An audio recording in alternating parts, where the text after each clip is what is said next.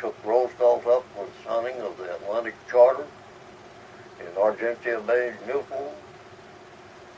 The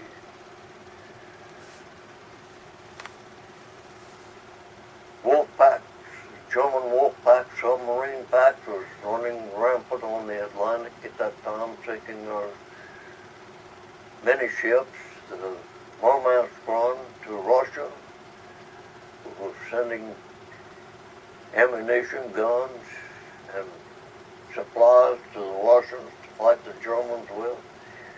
Well, I was on the Atlantic. I made 2 trips to Africa, taking convoying the old Ranger aircraft carrier to Africa, taking planes over to help start the push against Rommel. And being young, yes, I've gotten a little bit of trouble. I kept getting in fights. I was given 5 days bread and water in the brig, and I thought this wasn't, I just thought to myself, hey, this isn't going to get it. You got to get this straightened out.